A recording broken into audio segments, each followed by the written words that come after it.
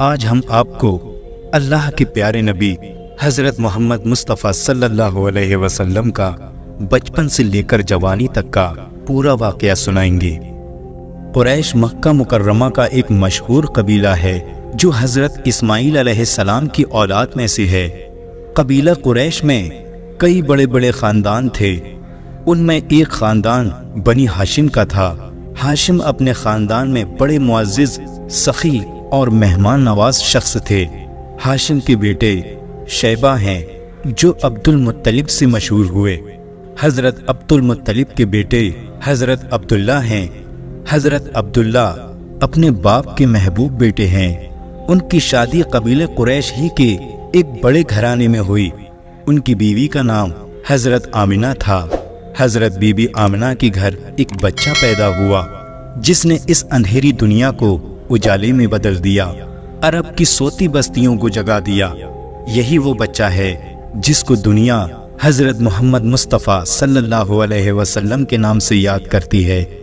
پیارے دوستو، آج کا یہ ویڈیو بے حد خاص ہونے والا ہے، جس کو سن کر یقیناً آپ کا ایمان تازہ ہو جائے گا۔ اس لیے آپ سے گزارش ہے کہ ویڈیو کو بنا اسکپ کیے لاسٹ تک دیکھیں۔ پہلے عرب کے قبیلوں کا یہ رواج تھا کہ ہر قبیلے کا اپنا اپنا مذہب تھا اور ان سب کے دیوی دیوتا بھی الگ الگ تھے۔ کوئی مورتی کی پوجا کرتا تھا تو کوئی آگ کی۔ یہودیوں اور عیسائیوں کے بھی قبیلے تھے اور وہ بھی اپنے مذہب کو بگاڑ چکے تھے۔ اس وقت کے لوگ اللہ کو چھوڑ کر انسانوں، پیڑ پودوں، جانوروں، ہوا، پانی، سورج، پہاڑوں کی پوجا کرنے میں لگے ہوئے تھے۔ پورے عرب میں دنگا فساد عام تھا۔ عورتیں اور بچے محفوظ نہیں تھے، یہاں تک کہ بیٹیوں کو پیدا ہوتے ہی زندہ دفنا دیا جاتا تھا۔ چاروں طرف قتل و غارت کا ماحول تھا۔ ہر طرف جہالت ہی جہالت پھیلی ہوئی تھی۔ اس دنیا کو جہالت کے اندھیروں سے باہر نکالنے کے لیے اللہ تعالیٰ نے حضرت محمد صلی اللہ علیہ وسلم کو اپنا پیغمبر بنا کر اس دنیا میں بھیجا۔ پیارے دوستو، نبی کریم صلی اللہ علیہ وسلم 12 ربیع الاول اور عیسوی سال کے مطابق 20 یا 22 اپریل 571 عیسوی میں پیر کے دن صبح صادق یعنی فجر کے وقت مکہ میں پیدا ہوئے۔ جس وقت حضور اکرم صلی اللہ علیہ وسلم اس دنیا میں تشریف لائے، اس وقت قمری مہینے یعنی محرم، صفر، ربیع الاول وغیرہ تو تھے، لیکن اسلامی تقویم کا نظام نہیں تھا۔ چونکہ اسلامی تقویم کا نظام نہیں تھا، لہٰذا کسی بھی بچے کی پیدائش کو بیان کرنے کے لیے کہا جاتا تھا کہ فلاں واقعے کے اتنے عرصہ بعد فلاں بچہ پیدا ہوا۔ عام الفیل کا مطلب ہے ہاتھیوں والا سال۔ یہ وہ سال ہے جب یمن کے بادشاہ ابرہہ نے ہاتھیوں کے لشکر کے ساتھ خانہ کعبہ پر حملہ کیا اور اللہ تعالیٰ کے بھیجے ہوئے ابابیل کے لشکر کے ہاتھوں ابرہہ اور اس کے لشکر کی تباہی اور بربادی ہوئی۔ علماء کے مطابق اس واقعے کے 45 دن کے بعد حضور اکرم صلی اللہ علیہ وسلم کی ولادت ہوئی۔ حضور اکرم صلی اللہ علیہ وسلم کے والد کا نام حضرت عبداللہ اور آپ کے والدہ کا نام حضرت بی بی آمنہ ہے۔ نبی اکرم صلی اللہ علیہ وسلم کی ولادت سے پہلے ہی آپ صلی اللہ علیہ وسلم کے والد کا انتقال ہو چکا تھا۔ جب آپ صلی اللہ علیہ وسلم اس دنیا میں تشریف لائے تو اللہ تعالیٰ نے بہت سے معجزے اس دنیا کو دکھائے۔ فارس کا آتش کدا جس میں 1000 سال سے آگ روشن تھی اور فارسی اس آگ کی پوجا کرتے تھے، وہ اچانک بجھ گئی۔ کسریٰ کا محل 2 حصوں میں تقسیم ہو گیا اور 14 کنگرے ٹوٹ کر زمین پر گر پڑے۔ دریائے ساوا جو صدیوں سے خشک پڑا تھا، اس میں پانی جاری ہو گیا، اور دریائے سماوا جس میں ہمیشہ سے پانی جاری تھا، ایک مرتبہ اس میں پانی خشک ہو گیا۔ دنیا میں جتنے بھی بت تھے منہ کے بل زمین پر گر گئے، اور دنیا میں جتنے بھی بادشاہوں کے تخت تھے وہ پائے ٹوٹنے کی وجہ سے زمین پر آ کر گر گئے۔ جتنے بھی ساحر، جادوگر، کاہن اور منجم تھے، ان کا علم جواب دے گیا۔ زبان سے غیب کی خبریں بتانے والے ایک رات کے لیے گونگے ہو گئے۔ خاص طور سے وہ کاہن جن کے ہمزاد آسمانوں سے ان کے لیے خبریں لاتے تھے، ان کی اور ان کے ہمزاد کی ملاقات کا سلسلہ ختم ہو گیا۔ مکے کی سرزمین سے ایک ایسا نور ظاہر ہوا جس کی روشنی اتنی دور تک تھی کہ مکے کے لوگوں نے مکے میں بیٹھ کر شام کے محلوں کا اپنی آنکھوں سے جائزہ لیا، اور ساری رات ستارے اس کثرت سے ٹوٹ کر گرے کہ لوگ پریشان ہو کر ایک دوسرے سے سوال کر رہے تھے کہ آج کی رات کیا ہوا ہے، یہ کیسا واقعہ پیش آیا ہے۔ سارا مکہ جگمگا رہا تھا اور حضرت مطلب انتظار کر رہے تھے کہ میری بہو آمنہ کی طرف سے مجھے کیا پیغام ملتا ہے۔ دوسری طرف سارا مکہ کعبے کے باہر جمع ہے۔ ایک یہودی عالم خانہ کعبہ کے باہر بے چینی کے عالم میں ٹہل رہا ہے اور ہر ایک سے سوال کر رہا ہے کہ کل تمہارے یہاں کسی بچے کی ولادت تو نہیں ہوئی، لیکن سب لوگ اسے پاگل سمجھ رہے ہیں کہ آخر اس سوال کا مقصد کیا ہے۔ اس نے کہا، میرا علم گواہی دے رہا ہے کہ کل مکہ میں کوئی بچہ پیدا ہوا ہے۔ اگر ایسا ہوا ہے تو بس بنی اسرائیل سے نبوت ختم ہو گئی ہے۔ یہودیوں کے لیے ذلت ہمیشہ ہمیشہ کے لیے ان کا مقصد بن چکی ہے۔ وہ اسی بے چینی میں ادھر ادھر ٹہل رہا ہے۔ میرا قبیلہ ذلیل و رسوا ہونے والا ہے اور پیغمبری ہم سے ختم ہونے والی ہے، اور ہر ایک سے سوال کرتا ہے کہ خدا کے لیے بتا دو کہ کہیں تم میں سے کسی کے یہاں بچے کی ولادت تو نہیں ہوئی ہے۔ لیکن سب لوگ اسے منع کر دیتے ہیں کہ نہیں، ہمارے یہاں کوئی بچہ پیدا نہیں ہوا۔ پھر وہ کہنے لگا کہ یہاں آنے سے کوئی باقی تو نہیں رہ گیا۔ لوگوں نے کہا، ابھی انتظار کرو، ابھی سردار مکہ آنے والے ہیں، جب وہ آ جائیں تو تم ان سے سوال کرنا۔ اس کے بعد اس شخص کو پتا چلا کہ عبد المطلب کے یہاں ان کے پوتے کی پیدائش ہوئی ہے۔ یہ سن کر وہ بے چین ہو گیا اور حضرت عبد المطلب سے کہنے لگا، خدا را مجھے اس بچے کی زیارت کرا دو، تاکہ جس کی وجہ سے اتنے مہینوں سے میں اپنے وطن کو چھوڑ کر مکے میں رہ رہا ہوں، وہ مقصد پورا ہو جائے اور مجھے پتا چل جائے کہ یہ بچہ وہی ہے یا نہیں۔ جناب عبد المطلب اس عالم کی بے چینی دیکھ کر اس بچے کو یعنی پیغمبر رسول کو ایک جگہ پر لے کر آتے ہیں۔ اس عالم کی نظر جیسے ہی اس بچے پر پڑی، اس نے زور سے چیخ ماری، یہ وہ بچہ ہے کہ جس کے بعد بنی اسرائیل سے پیغمبری ختم ہو گئی، یہی وہ بچہ ہے جو آگے ساری دنیا کا حکمران بنے گا۔ یہودی عالم بے اختیار چلا اٹھا، میں نے اس بچے کو پہچان لیا ہے، حضرت عبد المطلب ابراہیمی دین پر ہیں۔ انہوں نے جب یہ جملہ سنا تو وہ فوراً پیغمبر اسلام کو اندر گھر میں واپس لے گئے اور انہیں پوشیدہ کر دیا۔ اس کے بعد 7ویں دن حضرت عبد المطلب نے اپنے پوتے یعنی پیغمبر رسول کا عقیقہ کیا اور تمام مکے والوں کو دعوت میں بلایا۔ اس وقت کسی نے حضرت عبد المطلب سے سوال کیا کہ اس بچے کا کیا نام ہے؟ حضرت عبد المطلب اور حضرت بی بی آمنہ کو پہلے ہی پیغمبر اسلام کے نام کی بشارت ہو چکی تھی، چنانچہ انہوں نے فرمایا کہ میں نے اس کا نام محمد رکھا ہے۔ عرب کی زمین پر یہ نام نیا تھا، آج تک کسی نے یہ نام نہیں رکھا تھا۔ اس نام کا لفظی معنی ہے وہ شخص کہ جس کی تعریف کی جائے۔ مکہ والے حضرت عبد المطلب سے کہنے لگے، یہ آپ نے کیسا نام رکھا ہے؟ آج سے پہلے یہ نام کسی نے نہیں رکھا۔ حضرت عبد المطلب کہنے لگے، میری تمنا یہی ہے کہ ساری دنیا اس بچے کی تعریف کرے، اس لیے میں نے اس کا نام محمد رکھا ہے۔ یہودی کاہن، جادوگر اور شیطانی نمائندے حضور صلی اللہ علیہ وسلم کی پیدائش کی رات پیش آنے والے واقعات دیکھ چکے تھے، اس لیے وہ اس بچے کے دشمن ہو گئے اور سوچ رہے تھے کہ اگر یہ بچہ بڑا ہو گیا اور اس نے اعلان نبوت کر دیا تو ہمارے لیے تباہی ہی تباہی ہے۔ پیارے دوستو، روایات میں آتا ہے کہ والدہ کی طرف سے آپ صلی اللہ علیہ وسلم کا نام احمد رکھا گیا۔ احمد نام بھی اس سے پہلے کسی کا نہیں رکھا گیا تھا۔ مطلب یہ ان دونوں ناموں کی اللہ نے حفاظت کی اور کوئی بھی یہ نام نہیں رکھ سکا۔ اور احمد کا مطلب یہ ہے کہ سب سے زیادہ تعریف کرنے والا۔ علامہ سہیل نے لکھا ہے کہ آپ صلی اللہ علیہ وسلم احمد پہلے ہیں اور محمد بعد میں، یعنی آپ کی تعریف دوسروں نے بعد میں کی۔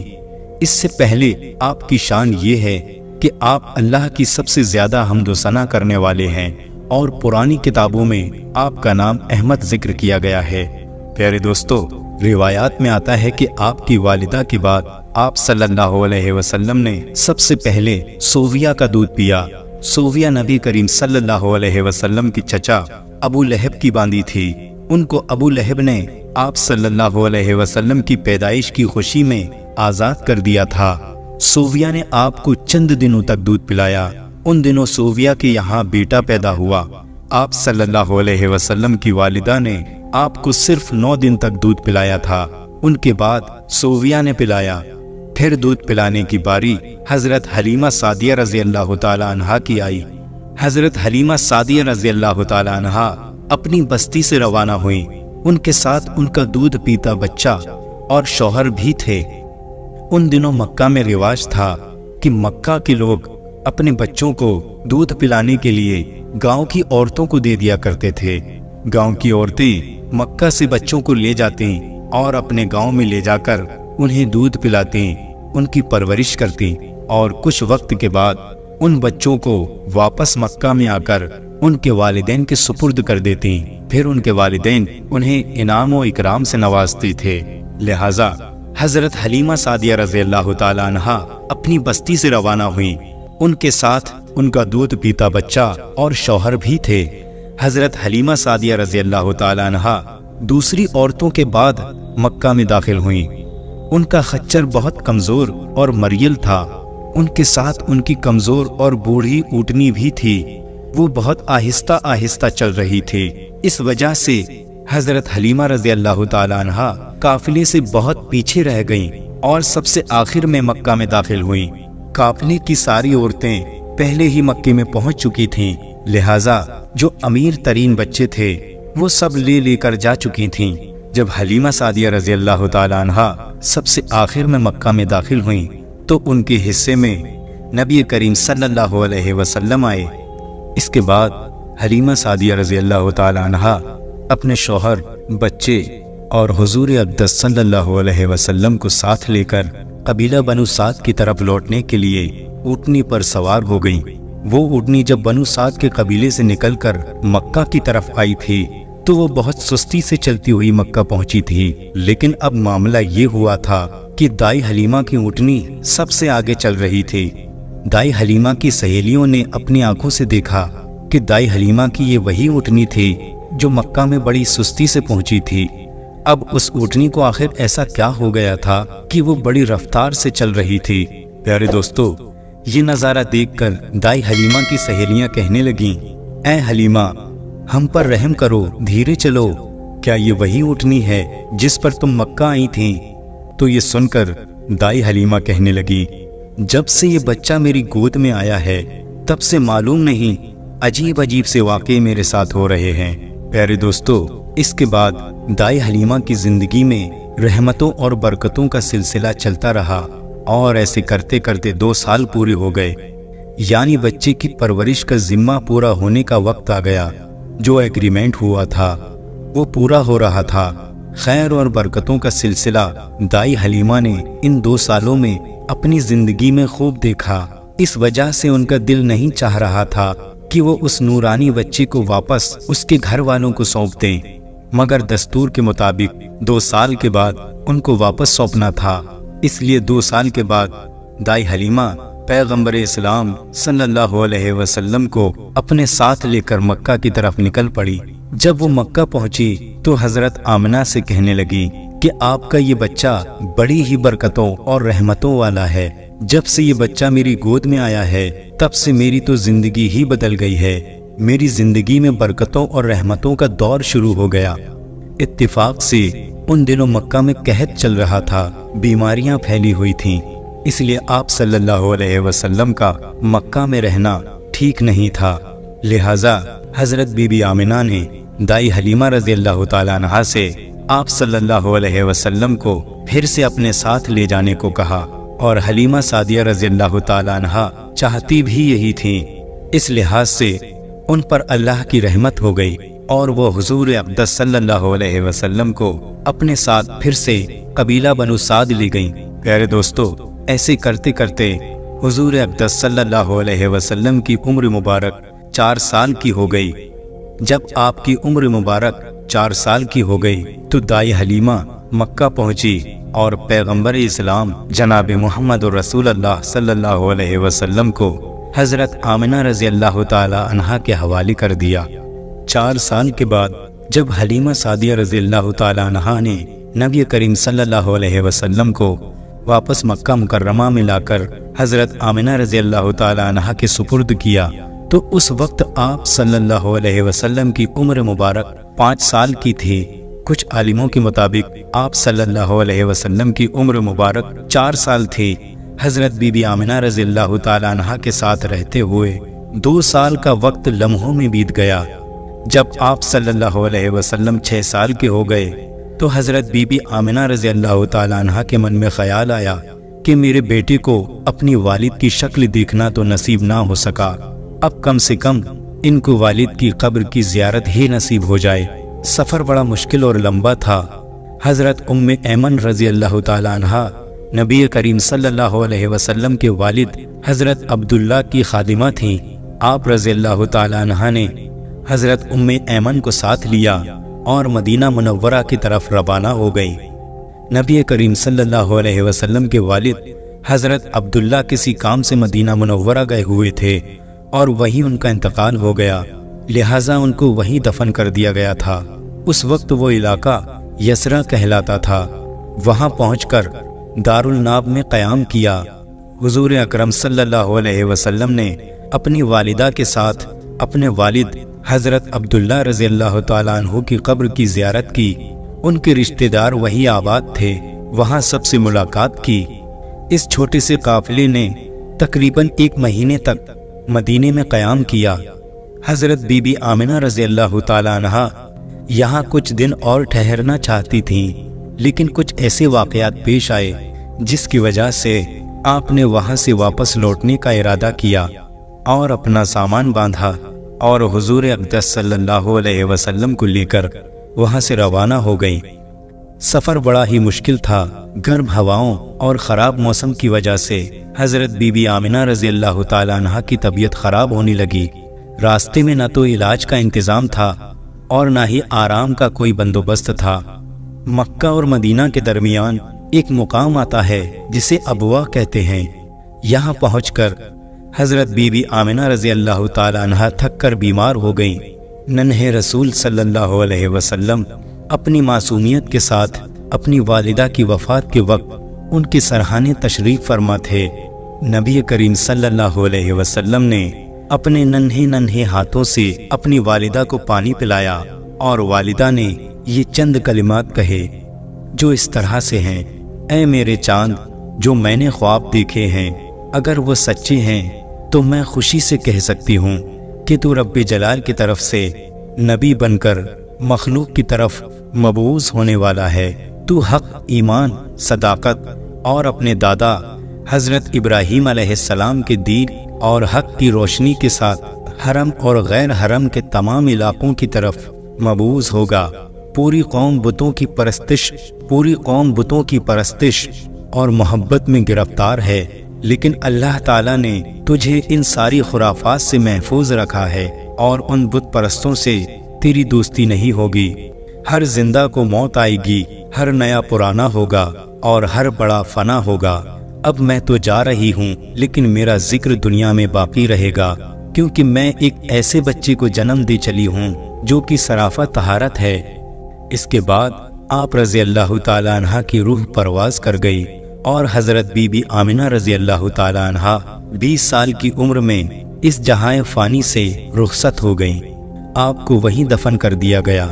آپ کی قبر مبارک مقام ابوا میں ایک چھوٹی پہاڑی کی چوٹی میں باوستہ ہے۔ آپ کی والدہ ماجدہ کی وفات کے وقت حضور صلی اللہ علیہ وسلم کی عمر مبارک 5 سال پورے کر 6ٹھی میں داخل ہو چکی تھی، اور اس چھوٹی سی عمر میں آپ صلی اللہ علیہ وسلم اپنی ماں اور باپ دونوں کی طرف سے یتیم ہو گئے تھے۔ آپ صلی اللہ علیہ وسلم نے اپنے والد گرامی کی تو محبت بھی نہیں دیکھی تھی، صرف قبر ہی دیکھی تھی، اور سفر کے دوران والدہ ماجدہ بھی اپنی قبر میں آرام فرما ہو گئیں۔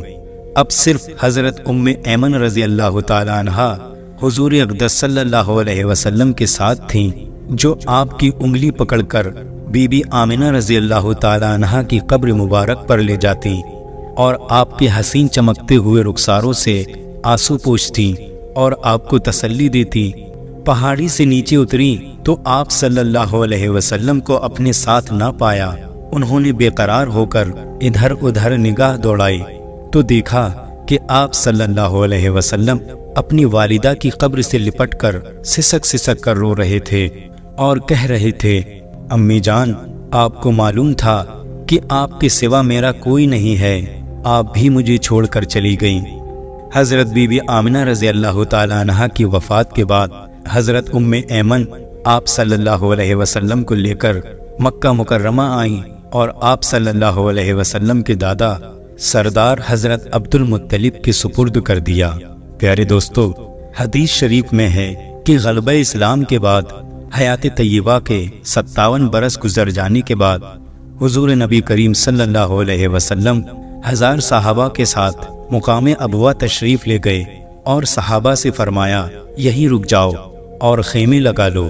چنانچہ سبھی صحابہ نے خیمے لگا لیے۔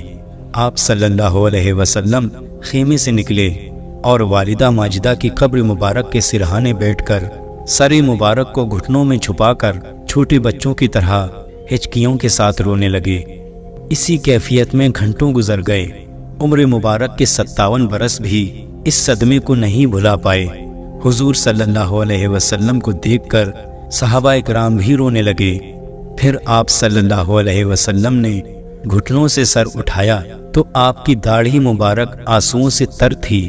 فرمانے لگے، امی جان، کاش آپ زندہ ہوتے اور میں عشاء کی نماز کے لیے کھڑا ہوتا اور نیت باندھتا اور ادھر سے آپ پکارتی، محمد، تو میں نماز توڑ کر کہتا، لبیک امی جان۔ پیارے دوستو، ایک بار پھر سے حضور صلی اللہ علیہ وسلم کی بچپن کی طرف آتے ہیں۔ آپ صلی اللہ علیہ وسلم کی والدہ کی وفات کے بعد جب ام ایمن رضی اللہ تعالی عنہا آپ صلی اللہ علیہ وسلم کو مکہ مکرمہ واپس لائیں تو آپ صلی اللہ علیہ وسلم کو آپ کے دادا سردار عبد المطلب کے حوالے کر دیا۔ حضرت عبد المطلب آپ کو بہت محبت کرتے تھے اور بڑے ہی نازوں سے اپنے ساتھ رکھا کرتے تھے، لیکن کچھ ہی وقت کے بعد آپ کے دادا کا بھی انتقال ہو گیا۔ آپ صلی اللہ علیہ وسلم کی کفالت کی ذمہ داری آپ کے چچا حضرت ابو طالب رضی اللہ تعالیٰ عنہ کی ذمہ آئی۔ آپ کے چچا حضرت ابو طالب رضی اللہ تعالیٰ عنہ بھی آپ کے دادا جان کی طرح ہی محبت کیا کرتے تھے۔ آپ صلی اللہ علیہ وسلم کے دادا کی وفات کے بعد انہوں نے آپ کی پرورش کا ذمہ اپنے کندھوں پر اٹھایا۔ آپ صلی اللہ علیہ وسلم کو اپنی اولاد سے بڑھ کر محبت دی۔ پیارے دوستو، بنو لہب کا ایک شخص بہت بڑا کفایہ شناس تھا، یعنی وہ لوگوں کی شکل صورت کو دیکھ کر ان کے حالات اور مستقبل کے بارے میں اندازہ لگایا کرتا تھا۔ وہ جب مکہ آتا تو لوگ اپنے بچوں کو اس کے پاس لاتے۔ پیارے دوستو، حضرت ابو طالب رضی اللہ تعالیٰ عنہ تجارت کے لیے دور دراز کے سفر کیا کرتے تھے۔ حضرت ابو طالب رضی اللہ تعالیٰ عنہ نے تجارت کرنے کے لیے ملک شام جانے کا ارادہ کیا تو نبی کریم صلی اللہ علیہ وسلم نے بھی آپ کے ساتھ جانے کا ارادہ ظاہر کیا۔ بعض روایات کے مطابق آپ صلی اللہ علیہ وسلم نے خاص طور پر فرمائش کی۔ آپ کا شوق دیکھ کر حضرت ابو طالب رضی اللہ تعالیٰ عنہ نے آپ کی وہ فرمائش قبول کر لی، اور اس کے علاوہ حضرت ابو طالب آپ صلی اللہ علیہ وسلم کو اکیلا نہیں چھوڑنا چاہتے تھے، لہذا حضرت ابو طالب رضی اللہ تعالیٰ عنہ آپ صلی اللہ علیہ وسلم کو لے کر سفر کے لیے روانہ ہو گئے۔ پیارے دوستو، روایات کے مطابق یہ قافلہ بصرہ پہنچا۔ یہاں بحیرہ نام کا ایک راہب اپنی خانقاہ میں رہتا تھا۔ اس کا اصلی نام جرجیس تھا، لیکن سب اس کو بحیرہ کہہ کر پکارتے تھے۔ اس کے خاندان والے نسلوں سے اس خانقاہ کے راہب بنتے چلے آ رہے تھے۔ اسی طرح اس زمانے میں ان کا سب سے بڑا عالم بحیرہ تھا۔ وہ ایک بہت بڑا عالم تھا۔ قریش کے لوگ اکثر بحیرہ کے پاس سے گزرا کرتے تھے، مگر اس نے کبھی کسی سے بات نہیں کی تھی۔ مگر اس بار اس نے قافلے میں جب نبی کریم صلی اللہ علیہ وسلم کو دیکھا تو پورے قافلے کے لیے کھانا تیار کروایا اور ان کو دعوت میں بلایا۔ بحیرہ نے دیکھا کہ نبی کریم صلی اللہ علیہ وسلم پر ایک بدلی سایہ کیے ہوئے تھی۔ یہ قافلہ ایک پیڑ کے نیچے آ کر ٹھہرا تو اس نے بدلی کی طرف دیکھا، وہ بدلی اب بھی اسی درخت پر سایہ ڈال رہی تھی۔ اس پیڑ کی شاخیں اس طرف جھک گئیں جدھر نبی کریم صلی اللہ علیہ وسلم موجود تھے۔ اس نے دیکھا بہت سی شاخوں نے تو آپ صلی اللہ علیہ وسلم کے اوپر جمگٹھا سا بنا لیا ہے۔ اصل میں ہوا یہ تھا کہ جب نبی کریم صلی اللہ علیہ وسلم اس پیڑ کے پاس پہنچے تو قافلے کے لوگوں نے پہلے ہی سایہ دار جگہ پر قبضہ کر لیا تھا۔ اب آپ کے لیے کوئی سایہ دار جگہ نہیں بچی تھی۔ چنانچہ جب آپ دھوپ میں بیٹھے تو شاخوں نے اپنا رخ بدل لیا اور وہ آپ کے اوپر جمع ہو گئیں۔ اس طرح آپ صلی اللہ علیہ وسلم پورے طور پر سائے میں ہو گئے۔ بحیرہ نے یہ سارا منظر اپنی آنکھوں سے دیکھا۔ آپ صلی اللہ علیہ وسلم کی نشانیوں کو دیکھ کر اس نے قافلے والوں کو پیغام بھجوایا، اے قریش کے لوگوں، میں نے آپ لوگوں کے لیے کھانا تیار کروایا ہے۔ میری خواہش ہے کہ آپ سبھی لوگ میرے یہاں کھانا کھانے آئیں، یعنی بچے، بوڑھے اور غلام، سب لوگوں کو دعوت میں لائیں۔ سب لوگوں کو میں دعوت دیتا ہوں۔ بحیرہ کا یہ پیغام سن کر قافلے کے لوگوں کو تعجب ہوا کہ یہ شخص آج تک تو ہم سے نہیں بولا، اس نے کبھی ہم سے بات نہیں کی، مگر آج ایسا کیا ہو گیا کہ یہ ہم سب کی دعوت کر رہا ہے۔ بحیرہ نے جب ان کی باتیں سنی تو اس نے صرف اتنا جواب دیا کہ تم نے ٹھیک کہا، میں نے کبھی آپ لوگوں سے بات نہیں کی، لیکن اب آپ لوگ میرے مہمان ہیں اور مہمان نوازی کرنا ایک اچھی بات ہے۔ اس طرح سبھی لوگ بحیرہ کے پاس پہنچ گئے، لیکن اللہ کے رسول صلی اللہ علیہ وسلم ان کے ساتھ نہیں تھے، کیونکہ وہ لوگ آپ صلی اللہ علیہ وسلم کو اس لیے ساتھ نہیں لے گئے تھے کہ آپ کی عمر بہت کم تھی، لہٰذا آپ اسی پیڑ کے نیچے بیٹھے رہے۔ ادھر بحیرہ نے لوگوں کو دیکھا، ان میں سے کسی میں وہ نشانی نظر نہیں آئی جو آخری نبی کے بارے میں اسے معلوم تھی، اور وہ بدلی بھی نظر نہیں آئی جسے اس نے پہلے دیکھا تھا، بلکہ اس نے عجیب بات دیکھی کہ وہ بدلی وہی پڑاؤ کی جگہ پر رہ گئی ہے۔ اس کا صاف مطلب یہ تھا کہ بدلی وہی ہے جہاں اللہ کے رسول صلی اللہ علیہ وسلم ہیں۔ تب اس نے کہا، اے قریش کے لوگوں، میری دعوت میں سے آپ میں سے کوئی چھوٹ تو نہیں گیا؟ اس پر قریش کے لوگوں نے کہا، اے بحیرہ، جن لوگوں کو آپ نے دعوت میں بلایا ان میں سے تو کوئی نہیں رہ گیا، ہم سبھی لوگ آئے ہیں، لیکن ہاں ایک لڑکا رہ گیا ہے، وہ بہت چھوٹا ہے، اس کی عمر سب سے کم ہے۔ یہ سن کر بحیرہ بولا، ارے مہربانی کر کے اس لڑکے کو بھی بلاؤ، یہ کیسے ہو سکتا ہے کہ آپ سب لوگ آئیں مگر اس لڑکے کو چھوڑ آئے؟ میں نے اسے آپ لوگوں کے ساتھ میں دیکھا تھا۔ تب ایک شخص گیا اور آپ کو ساتھ لے کر بحیرہ کی طرف روانہ ہوا۔ اس وقت بدلی آپ کے ساتھ ساتھ چلی اور پورے راستے بھر اس نے آپ پر سایہ کیا۔ بحیرہ نے جب یہ منظر دیکھا تو آپ صلی اللہ علیہ وسلم کو اور زیادہ غور سے دیکھنے لگا اور آپ کے جسم مبارک میں وہ نشانیاں ڈھونڈنے لگا جو ان کی کتابوں میں درج تھیں۔ وہ لوگ کھانا کھا چکے اور ادھر ادھر ہو گئے۔ تب بحیرہ آپ صلی اللہ علیہ وسلم کے پاس آیا اور بولا کہ میں آپ سے چند باتیں پوچھنا چاہتا ہوں۔ آپ صلی اللہ علیہ وسلم نے پوچھا، کیا پوچھنا چاہتے ہو؟ اس نے بہت سے سوالات کیے، آپ کی عادتوں کے بارے میں پوچھا۔ اس کے بعد اس نے آپ کی کمر سے کپڑا ہٹایا اور مہر نبوت کو دیکھا، وہ بالکل ویسی ہی تھی جیسا کہ اس نے اپنی کتابوں میں پڑھا تھا۔ اس نے فوراً مہر نبوت کی جگہ پر بوسہ دیا۔ قریش کے لوگ یہ دیکھ کر حیران ہو گئے اور کہنے لگے، آخر کیوں یہ راہب محمد صلی اللہ علیہ وسلم پر اتنی دلچسپی لے رہا ہے؟ شاید اس کے نزدیک ان کا مرتبہ بہت بلند ہے۔ ادھر نبی کریم صلی اللہ علیہ وسلم سے بات چیت کرنے کے بعد بحیرہ حضرت ابو طالب کی طرف آیا اور بولا، یہ لڑکا تمہارا کیا لگتا ہے؟ حضرت ابو طالب نے کہا، یہ میرا بیٹا ہے۔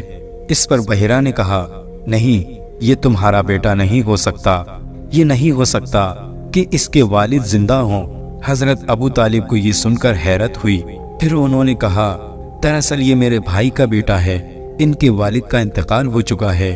ان کا انتقال اس وقت ہو گیا تھا جب یہ پیدا نہیں ہوئے تھے۔ یہ سن کر بحیرہ بول اٹھا، ہاں یہ بات صحیح ہے، اور ان کی والدہ کا کیا ہوا؟ ان کا ابھی تھوڑے وقت پہلے ہی انتقال ہوا ہے۔ یہ سنتے ہی بحیرہ نے کہا، بالکل ٹھیک کہا، اب تم ایسا کرو کہ اپنے بھتیجے کو اپنے وطن واپس لے جاؤ، یہودیوں سے ان کی پوری طرح حفاظت کرو۔ اگر انہوں نے انہیں دیکھ لیا اور ان میں وہ نشانیاں دیکھ لیں جو میں نے دیکھی ہیں تو وہ انہیں قتل کرنے کی کوشش کریں گے۔ تمہارا یہ بھتیجا نبی ہے اور اس کی بہت اونچی شان ہے۔ ان کی شان کے بارے میں ہم اپنی کتابوں میں بھی پڑھ چکے ہیں اور اپنے باپ داداؤں سے بھی کچھ سن رکھا ہے۔ میں نے یہ آپ کو نصیحت کر کے اپنا فرض پورا کر دیا، اب انہیں واپس لے جانا تمہاری ذمہ داری ہے۔ پیارے دوستو، بحیرہ کی یہ بات سن کر حضرت ابو طالب خوف زدہ ہو گئے اور آپ صلی اللہ علیہ وسلم کو لے کر مکہ واپس آ گئے۔ اس وقت آپ صلی اللہ علیہ وسلم کی عمر مبارک 9 سال تھی۔ اسی طرح سے آپ صلی اللہ علیہ وسلم نے حضرت ابو طالب کی زیر نظر پرورش پائی اور جوان ہوئے۔ آپ صلی اللہ علیہ وسلم کو تجارت اور خرید و فروخت کا اچھا علم حاصل ہو چکا تھا۔ عرب میں ہر سال مشہور تجارتی میلے لگتے تھے۔ حضور صلی اللہ علیہ وسلم بھی اپنا تجارت کا مال ان میلوں میں لے جایا کرتے۔ آپ کی دیانت داری اور ایمانداری کی وجہ سے آپ کا سارا سامان میلوں میں آتے ہی ہاتھوں ہاتھ بک جایا کرتا تھا۔ پیارے دوستو، ان دنوں مکہ میں سب سے زیادہ مالدار اور معزز ایک خاتون تھیں۔ ان کا نام سیدہ خدیجہ بنت خویلد تھا، جو 2 بار بیوہ ہو چکی تھیں۔ انہوں نے اپنے والد سے بہت زیادہ تعداد میں جائیداد پائی تھی اور اب انہوں نے اپنا تمام مال اور دولت تجارت کے کاموں میں لگا دیا تھا اور کسی ایسے ایماندار شخص کی تلاش میں تھیں جو کہ کاروبار کا سلیقہ اور تجارت کا تجربہ بھی رکھتا ہو۔ حضور صلی اللہ علیہ وسلم کی عمر اس وقت تقریباً 23 سال کی تھی۔ آپ کی ایمانداری اور صداقت، دیانت داری اور کاروباری سلیقے کی شہرت دور دور تک ہو چکی تھی اور تجارتی قافلوں کے ساتھ شام جا کر بیرونی تجارت کا بھی آپ کو تجربہ ہو چکا تھا۔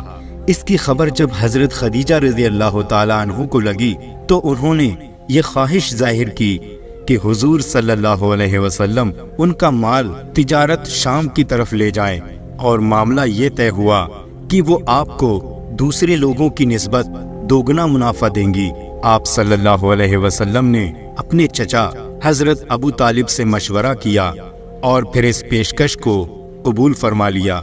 حضرت خدیجہ رضی اللہ تعالی عنہا نے جب اپنا مال نبی کریم صلی اللہ علیہ وسلم کے سپرد کیا تو انہوں نے اپنے بھروسے مند غلام میسرہ کو بھی ان کے ساتھ کر دیا اور یہ بہانہ کیا کہ وہ ان کی خدمت کرتے رہیں گے، لیکن مقصد یہ تھا کہ مال کی نگرانی بھی رکھیں اور حضور صلی اللہ علیہ وسلم کی عادتوں اور اخلاق کا بھی گہرائی سے مطالعہ کریں۔ ملک شام پہنچے تو اللہ کے کرم و فضل سے سارا مال اچھے نفع کے ساتھ فروخت ہو گیا۔ شام سے واپسی پر آپ صلی اللہ علیہ وسلم نے ایسا مال تلاش کیا جو مکہ میں فوراً بک جائے۔ آپ صلی اللہ علیہ وسلم نے شام سے وہ مال لا کر مکہ معظمہ میں بیچ دیا۔ آپ کو بہت نفع ہوا۔ حضور صلی اللہ علیہ وسلم نے ملک شام سے واپس آتے ہی مال کا سارا نفع حضرت خدیجہ رضی اللہ تعالی عنہا کے سپرد کر دیا۔ میسرہ، جسے حضرت خدیجہ رضی اللہ تعالی عنہا نے حضور صلی اللہ علیہ وسلم کے ساتھ بھیجا تھا، اس نے نہ صرف آپ کی امانت داری بلکہ آپ کے اخلاق اور عادتوں کی ایسی تعریف کی کہ حضرت خدیجہ رضی اللہ تعالی عنہا جو اپنی زندگی کا یہ حصہ ایک نیک اور ایماندار شخص کے حوالے کرنا چاہتی تھیں، وہ آپ صلی اللہ علیہ وسلم سے بہت متاثر ہوئیں اور انہیں آپ صلی اللہ علیہ وسلم میں وہ شخص نظر آنے لگا جس کی انہیں تلاش تھی۔ چنانچہ شام کے سفر کے واپسی کے 2 مہینے اور 25 دن کے بعد حضرت خدیجہ رضی اللہ تعالی عنہا نے حضور صلی اللہ علیہ وسلم کو نکاح کا پیغام بھجوایا۔ حضرت خدیجہ رضی اللہ تعالی عنہا نے اپنی ایک خاص سہیلی جن کا نام نفیسہ تھا، ان کے ذریعے آپ نے حضور اقدس صلی اللہ علیہ وسلم کے پاس نکاح کا پیغام بھیجا۔ آپ صلی اللہ علیہ وسلم نے یہ کہہ کر انکار کر دیا کہ وہ اس کے بارے میں پہلے اپنے چچا حضرت ابو طالب اور اپنی چاچی سے بات کریں گے، اس کے بعد میں ہی وہ اس کے بارے میں آپ کو بتائیں گے۔ پیارے دوستو، اس کے بعد پیغمبر اسلام حضرت محمد مصطفیٰ صلی اللہ علیہ وسلم نے اس پیغام کے بارے میں اپنے چچا حضرت ابو طالب سے بات کی، یعنی کہ ان کو اس پیغام کے بارے میں بتایا۔ تو یہ سن کر آپ کے چچا حضرت ابو طالب بہت زیادہ خوش ہوئے اور نکاح کروانے کے لیے راضی ہو گئے اور آپ کو اجازت دے دی۔ آپ کے چچا حضرت حمزہ نے حضرت خدیجہ کے چچا عمر بن سعود سے رسول اللہ صلی اللہ علیہ وسلم کے ولی یعنی کہ بڑے ہونے کی حیثیت سے بات چیت کی اور 20 اونٹنی مہر دے کر آپ کے چچا حضرت ابو طالب نے آپ صلی اللہ علیہ وسلم کا نکاح پڑھا دیا۔ پیارے دوستو، اس کے بعد حضرت خدیجہ اور پیغمبر اسلام حضور اقدس صلی اللہ علیہ وسلم کے نکاح کا خطبہ آپ کے چچا حضرت ابو طالب نے پڑھا۔ اس میں اللہ کی حمد و ثنا کی گئی۔ اس کے بعد قبول نامہ ہوا اور مہر بیان کیا گیا۔ مہر میں 20 اونٹنی لکھی گئی۔ پیارے دوستو، یہ ملک شام کی واپسی کے تقریباً 2 مہینے کے بعد کی بات ہے۔ اس وقت آپ کی عمر 25 سال کی تھی اور حضرت خدیجہ رضی اللہ تعالی عنہا کی عمر 40 سال تھی۔ حضرت خدیجہ رضی اللہ تعالی عنہا آپ صلی اللہ علیہ وسلم کی پہلی بیوی تھیں۔ حضرت خدیجہ رضی اللہ تعالی عنہا کی جیتے جی آپ نے کسی اور عورت کے ساتھ شادی نہیں کی۔ آپ کی تمام اولادیں بھی انہی سے ہوئیں، صرف حضرت ابراہیم حضرت ماریہ سے پیدا ہوئے تھے۔ پیارے دوستو، پیغمبر حضرت محمد صلی اللہ علیہ وسلم اور حضرت خدیجہ رضی اللہ تعالی عنہا کی اولادیں یہ ہیں، یعنی کہ آپ کی اولادوں کے نام یہ ہیں: پہلے قاسم، پھر زینب، پھر رقیہ، پھر ام کلثوم، پھر فاطمہ اور پھر عبداللہ۔ آپ کے تمام لڑکے بچپن میں ہی انتقال کر گئے، البتہ آدھی بچیوں نے آدھی نبوت کو پایا، ایمان لائیں اور ہجرت بھی کی، اور سب کی سب آپ کی زندگی میں ہی انتقال کر گئیں۔ صرف حضرت فاطمہ رضی اللہ تعالی عنہا آپ کی اس دنیا سے پردہ فرمانے کے 6 مہینے بعد اس دنیا سے رخصت ہوئیں۔ حضرت خدیجہ رضی اللہ تعالی عنہا آپ کی پہلی بیوی ہے، جبکہ آپ صلی اللہ علیہ وسلم پر پہلی آیت نازل ہوئی تو رسول اللہ صلی اللہ علیہ وسلم نے سب سے پہلے حضرت خدیجہ رضی اللہ تعالی عنہا کو بتایا۔ اسلام قبول کرنے والوں میں حضرت خدیجہ پہلی خاتون ہیں۔ اسلام کو پھیلانے میں نہ صرف آپ کا ساتھ دیا بلکہ مالی طور پر بھی آپ نے بڑھ چڑھ کر حصہ لیا۔ پیارے دوستو، نبی کریم صلی اللہ علیہ وسلم حضرت خدیجہ رضی اللہ تعالی عنہا سے بے انتہا محبت کرتے تھے، اور ان کے ہوتے ہوئے یعنی کہ حضرت خدیجہ رضی اللہ تعالی عنہا کے جیتے جی آپ نے دوسرا نکاح نہیں کیا۔ حضرت خدیجہ اور نبی کریم صلی اللہ علیہ وسلم کا ساتھ تقریباً 25 سال تک رہا۔ اللہ کے پیغمبر حضرت محمد صلی اللہ علیہ وسلم نے فرمایا کہ خدیجہ دنیا کی بہترین عورتوں میں سے ہیں۔ پیارے دوستو، اعلان نبوت سے پہلے اللہ کے پیغمبر حضرت محمد صلی اللہ علیہ وسلم کچھ کھانے پینے کا سامان اپنے ساتھ لے کر غار حرا کی پہاڑی پر چلے جایا کرتے تھے اور وہاں جا کر اللہ کی عبادت میں مشغول رہتے۔ یہ سلسلہ کافی دنوں تک ایسے ہی چلتا رہا، یعنی کہ کافی دنوں تک آپ اسی طرح سے غار حرا کی پہاڑی پر جا کر اللہ کی عبادت کرتے رہے۔ ایک دن اللہ کے پیغمبر حضرت محمد صلی اللہ علیہ وسلم غار حرا میں اللہ کی عبادت میں مشغول تھے کہ اتنے میں آپ کے پاس حضرت جبرائیل علیہ السلام اپنی اصل شکل و صورت میں حاضر ہوئے، یعنی کہ حضرت جبرائیل علیہ السلام اچانک آپ کے سامنے نازل ہو گئے۔ پیارے دوستو، حضرت جبرائیل علیہ السلام سارے فرشتوں کے سردار ہیں۔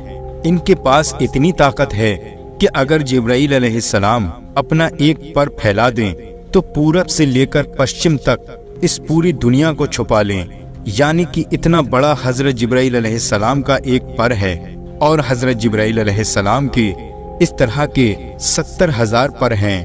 اب آپ سوچ سکتے ہیں کہ حضرت جبریل علیہ السلام کتنے زیادہ بڑے ہوں گے۔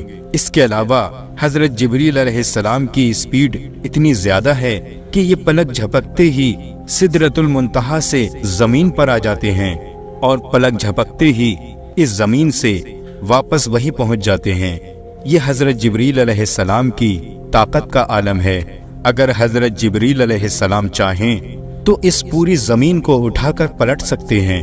قوم لوط کو اسی طرح سے حضرت جبریل علیہ السلام نے پلٹا تھا۔ یہ حضرت جبریل علیہ السلام کی شان ہے جو اللہ کے ایک فرشتے ہیں۔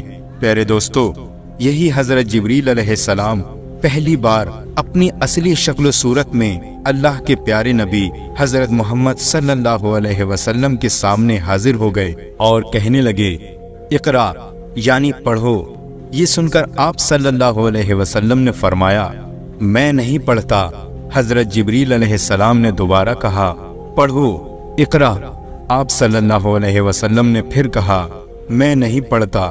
حضرت جبریل علیہ السلام نے تیسری مرتبہ کہا، اقرا پڑھو، تو آپ نے پھر کہا، میں نہیں پڑھتا۔ اس کے بعد حضرت جبریل علیہ السلام نے اللہ کے پیارے نبی حضرت محمد صلی اللہ علیہ وسلم کو اپنے سینے سے لگایا اور سینے سے اس طرح لگایا کہ حضرت جبریل نے حضور پاک کی بغل میں اپنے دونوں ہاتھ ڈالے، یعنی کہ اللہ کے نبی کے دونوں ہاتھ باہر کی طرف کر دیے، اور پھر جبریل علیہ السلام نے پیارے نبی صلی اللہ علیہ وسلم کو اپنے سینے سے لگایا اور پھر زور سے دبا دیا، یعنی کہ بہت زور سے دبایا۔ حدیث شریف میں آتا ہے کہ اللہ کے پیارے نبی حضرت محمد صلی اللہ علیہ وسلم نے فرمایا ہے کہ اس وقت حضرت جبریل نے مجھے اتنی زور سے دبایا تھا کہ قریب تھا کہ میری جان نکل جاتی، مگر جبریل نے مجھے زور سے دبا کر چھوڑ دیا اور پھر فرمایا کہ پڑھو اپنے رب کے نام کے ساتھ جس نے آپ کو پیدا کیا ہے، انسان کو زمین اور خون کے جمے ہوئے ایک لوتھڑے سے۔ پڑھو، حال یہ ہے کہ تمہارا رب بڑا ہی رحم کرنے والا ہے۔ پھر اللہ کے پیارے نبی حضرت محمد صلی اللہ علیہ وسلم پڑھنے لگے اور پھر آپ بہت گھبرا گئے اور غار حرا کی پہاڑی سے اتر گئے اور اپنے گھر آ گئے۔ یعنی کہ یہ واقعہ ہونے کے بعد اللہ کے پیارے نبی حضرت محمد صلی اللہ علیہ وسلم گھبرائے ہوئے اپنے گھر تشریف لائے۔ اس وقت آپ کا بدن کانپ رہا تھا جس طرح سے انسان کا بدن سردی سے کانپتا ہے، یعنی کہ اس وقت آپ بہت زیادہ خوف کی حالت میں آ گئے تھے۔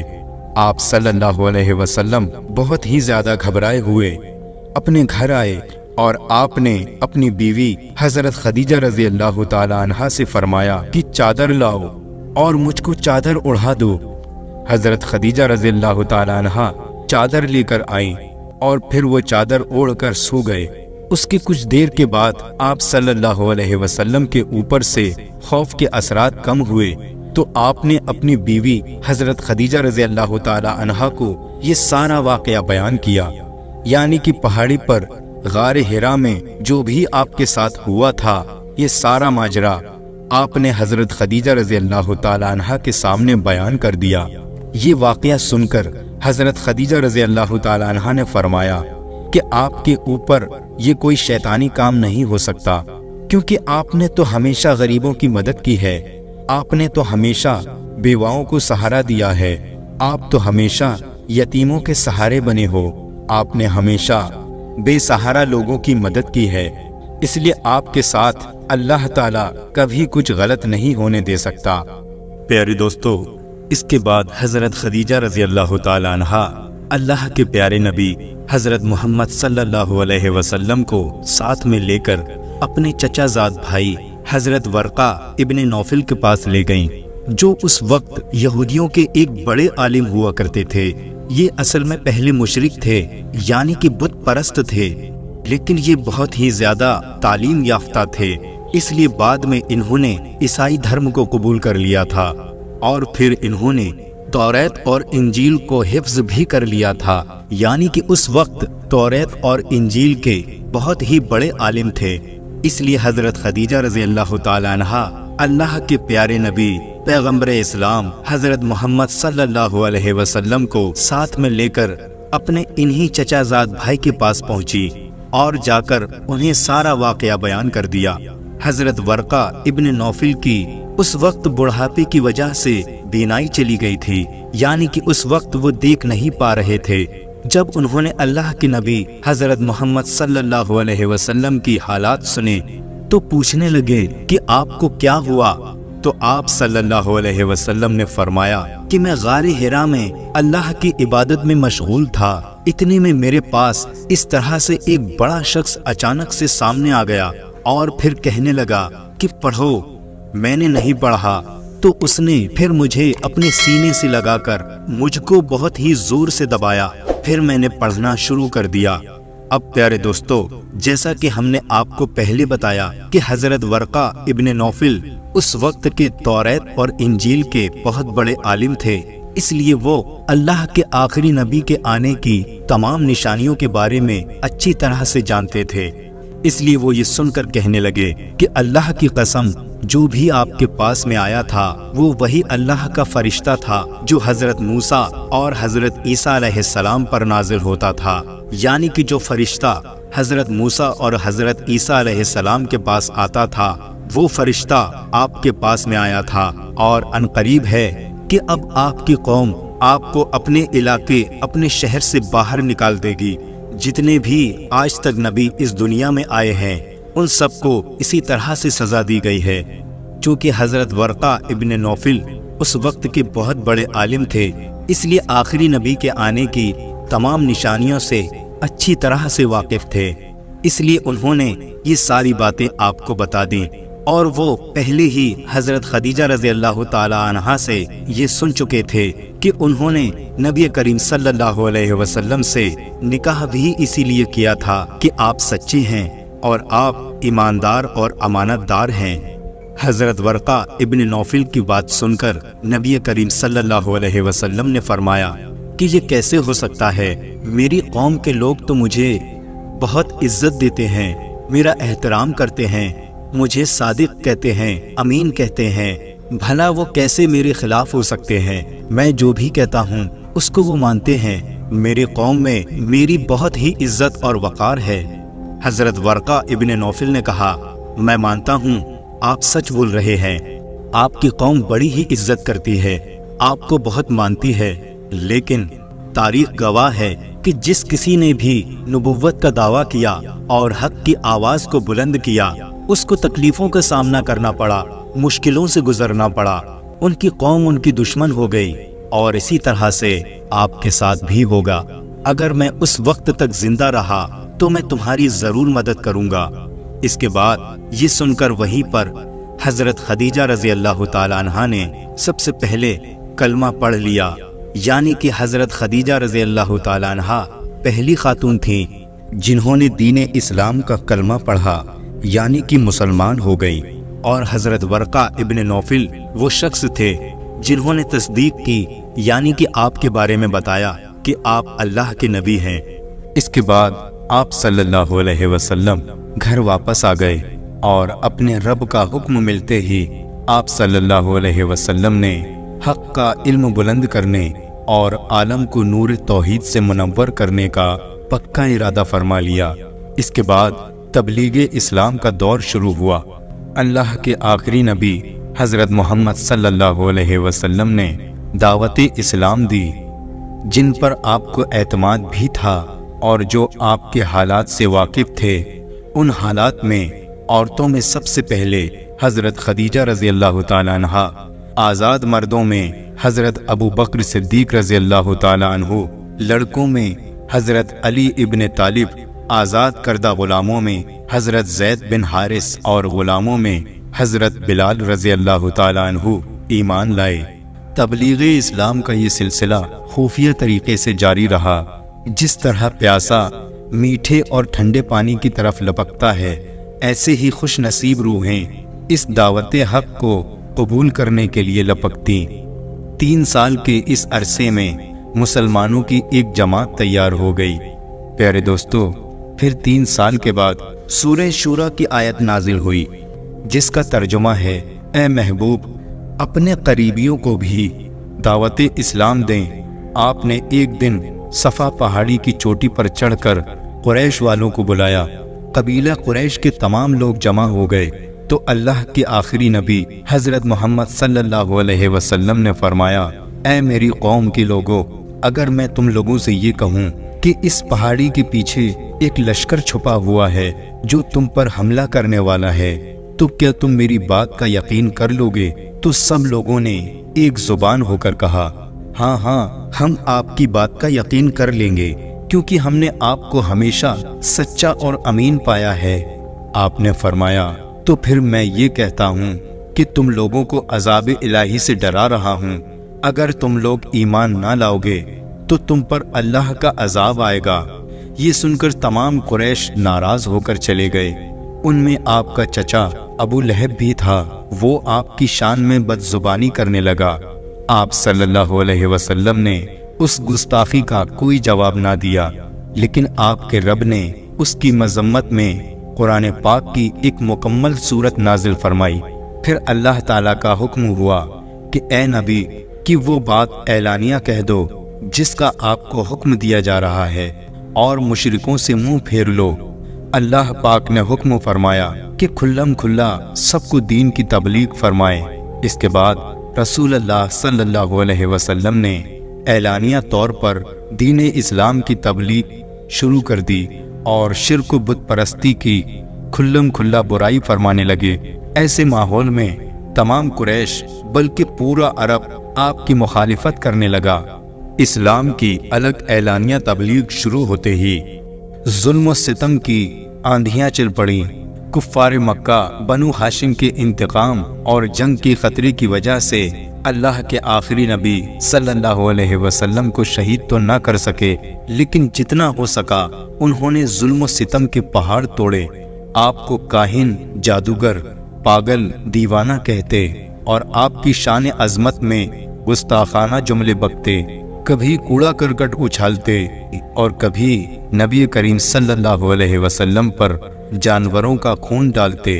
ایک دفعہ آپ حرم کعبہ میں سجدہ کر رہے تھے تو اسی حالت میں عقبہ نامی ایک کافر نے آپ کی پیٹھ مبارک پر ایک اونٹنی کی اجڑی ڈال دی۔ کافر یہ منظر دیکھ کر ہنسنے لگے اور خوشی سے باولی ہو رہے تھے۔ پھر حضرت بی بی فاطمہ رضی اللہ تعالی عنہا تشریف لائیں اور اس اجڑی کو وہاں سے ہٹایا۔ ایک بار رسول رحمت صلی اللہ علیہ وسلم حرم کعبہ میں نماز پڑھ رہے تھے۔ عقبہ نامی یہ کافر نے آپ کے گلے میں چادر ڈال کر پھندا ڈال دیا اور زور سے کھینچا، جس سے کہ آپ کا دم گھٹنے لگا۔ حضرت ابو بکر صدیق رضی اللہ تعالیٰ عنہ یہ منظر دیکھ کر آگے بڑھے اور اس کافر کو دھکا دے کر ہٹایا۔ حضرت ابو بکر صدیق رضی اللہ تعالیٰ عنہ پر بھی تشدد کیا۔ پیارے دوستو، اسلام کی خاطر صحابہ اکرام رضوان اللہ اجمعین نے بھی ظلم و ستم سہا، ان پر بھی ظلم و ستم کے پہاڑ توڑے گئے۔ پیغمبر اسلام صلی اللہ علیہ وسلم کے ساتھ ساتھ کافروں نے صحابہ اکرام پر بھی ظلم کیا۔ یہ دیکھ کر مشرکین کفار مسلمانوں پر ٹوٹ پڑے۔ حضرت ابو بکر صدیق رضی اللہ تعالیٰ عنہ کو اتنا مارا کہ چہرہ خون سے بھر گیا، ناک کان سب لہو لوہان ہو گئے اور ان کا چہرہ پہچان میں نہیں آتا تھا۔ حضرت ابو بکر صدیق رضی اللہ تعالیٰ عنہ بے ہوش ہو گئے اور دیر تک بے ہوش رہے۔ حضرت خباب رضی اللہ تعالیٰ عنہ اس زمانے میں اسلام لائے جب صرف چند ہی آدمی مسلمان ہوئے تھے۔ قریش نے ان کو بے حد ستایا، یہاں تک کہ آگ کے انگاروں پر ان کو چت لٹایا اور ایک شخص ان کے سینے پر پاؤں رکھ کر کھڑا رہا، یہاں تک کہ ان کے پیٹ سے پگھلنے والی چربی سے وہ کوئلے بجھ گئے۔ زندگی بھر ان کی پیٹھ پر ان کوئلوں کے داغ رہے۔ ایک بار حضرت عمر فاروق رضی اللہ تعالیٰ عنہ نے اپنے دور خلافت میں وہ داغ دیکھے، ان کا دل بھر آیا اور رو پڑے۔ حضرت بلال رضی اللہ تعالیٰ عنہ کے گلے میں رسی ڈال کر دوپہر کے وقت تیز دھوپ میں گرم گرم ریت پر ان کو لٹا کر اتنا بھاری پتھر ان کی چھاتی پر رکھ دیا جاتا کہ ان کی زبان باہر نکل آتی تھی۔ اس کے بعد بھی یہ عہد و عہد کے نعرے لگاتے تھے۔ ایسا نہیں تھا کہ صرف مردوں کو ہی ظلم و ستم کا نشانہ بنایا جاتا تھا، بلکہ وہ خواتین جو اسلام قبول کرتی انہیں بھی تکلیفوں کا سامنا کرنا پڑتا۔ حضرت عمار بن یاسر کی والدہ حضرت سمیہ رضی اللہ تعالی عنہا وہ خوش بخت خاتون ہیں جنہوں نے سب سے پہلے اپنی فوت کا نذرانہ پیش کیا۔ یہ بوڑھی تھیں، ابو جہل نے انہیں نیزہ مار کر شہید کر دیا تھا۔ اسلام کی پہلی شہیدہ ہونے کا اعزاز انہیں حاصل ہے۔ جب کفاران قریش مسلمانوں کو تکلیف دینے سے باز نہ آئے بلکہ ان کے ظلموں میں اضافہ ہونے لگا تو اللہ کے آخری نبی صلی اللہ علیہ وسلم نے اپنی جانثار صحابہ کو اجازت دے دی کہ وہ ہجرت کر کے حبشہ چلے جائیں۔ حبشہ کا بادشاہ نجاشی عیسائی دین پر عمل کرتا تھا اور انصاف پسند اور نرم دل تھا۔ چنانچہ اعلان نبوت کے 5ویں سال 11 مرد اور 4 عورتوں کی ایک قافلے نے اپنے پیارے وطن کو چھوڑ کر حبشہ کی طرف ہجرت کی۔ اسے ہجرت اولا کہتے ہیں۔ کچھ دنوں کے بعد مزید کئی صحابہ نے حبشہ کی طرف ہجرت کی، یہاں تک کہ حبشہ ہجرت کرنے والوں کی تعداد 82 افراد تک پہنچ گئی۔ یہ دیکھ کر قریش نے حبشہ کے بادشاہ کی طرف ایک پیغام بھیجا جس میں بادشاہ سے کہا گیا کہ وہ ان مسلمانوں کو قریش کے حوالے کر دے، مگر کفار کی یہ کوشش ناکامیاب ہوئی۔ پیارے دوستو، کفار مکہ کو یہ خوش فہمی تھی کہ وہ اپنے وحشانہ ظلم و ستم سے اسلام کی تحریک کو یا تو ختم کر دیں گے یا کمزور کر دیں گے، لیکن ان کی تمام تر کوششوں کے باوجود مسلمانوں کی تعداد بڑھتی جا رہی تھی۔ اس صورتحال سے وہ آپے سے باہر ہونے لگے۔ تمام سرداران قریش اور مکہ کے دوسرے کفار نے یہ اسکیم بنائی کہ نبی کریم صلی اللہ علیہ وسلم پر آپ کے خاندان کا مکمل بائیکاٹ کر دیا جائے۔ چنانچہ اس تجویز کے مطابق تمام قبائل قریش نے یہ معاہدہ کیا کہ جب تک بنو ہاشم کے خاندان والے حضور علیہ السلام کو ہمارے حوالے نہ کر دیں، کوئی شخص بنو ہاشم کے خاندان سے شادی بیاہ نہ کرے، کوئی شخص ان لوگوں کے ہاتھ سے کسی قسم کی خرید و فروخت نہ کرے، کوئی شخص ان لوگوں سے میل جول سلام کلام اور ملاقات نہ کرے۔ اس معاہدے کو لکھا، منصور بن اکرمہ نے اس معاہدے کو لکھا اور تمام سرداران قریش نے اس پر دستخط کر کے اس دستاویز کو کعبے کے اندر لٹکا دیا۔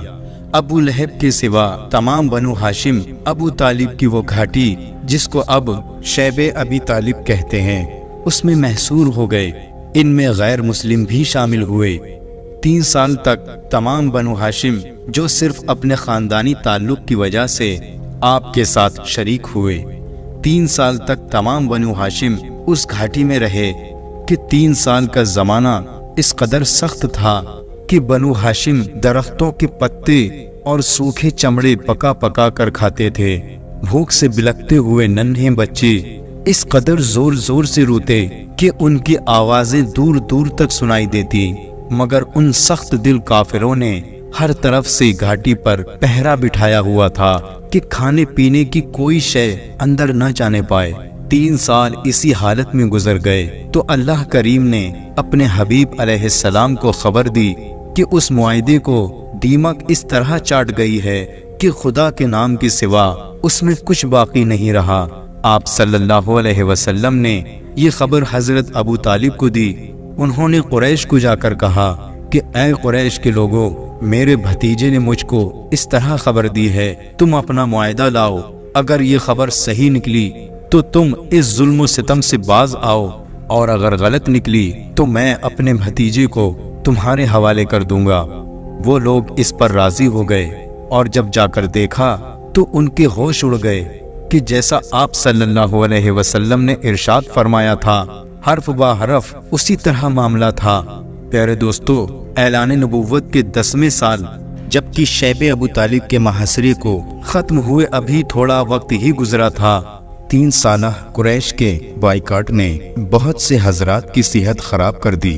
آپ صلی اللہ علیہ وسلم شہر میں تشریف ہی لائے تھے کہ آپ کے چچا حضرت ابو طالب بیمار پڑ گئے اور چند روز کے بعد وفات پا گئے۔